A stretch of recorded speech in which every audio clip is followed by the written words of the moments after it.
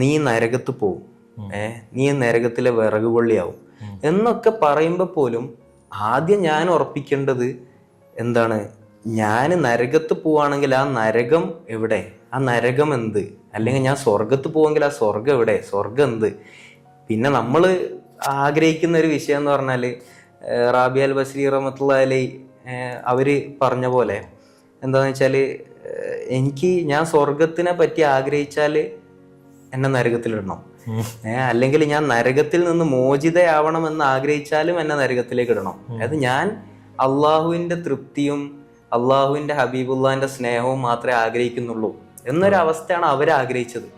അപ്പോൾ ആ ആഗ്രഹം ഒരാൾക്ക് വരണമെങ്കിൽ ആദ്യം അയാൾ എന്താവണം, അയാൾ ഒരു കൂലിപ്പണിക്കാരനാണ് എന്നുള്ള ഒരു അണ്ടർസ്റ്റാൻഡിങ് മാറണം. അതായത് അയാൾ രാവിലെ എണീക്കുന്നു, അയാൾ ഇത്ര കൂലി ഉണ്ടാക്കി, ഇങ്ങനെ ചെയ്ത് കൂലി, മറ്റത് ചെയ്ത് കൂലി, നിസ്കരിച്ചു കൂലി. അപ്പോൾ അങ്ങനെ ഒരു വകുപ്പ് ഉണ്ടായിക്കോട്ടെ.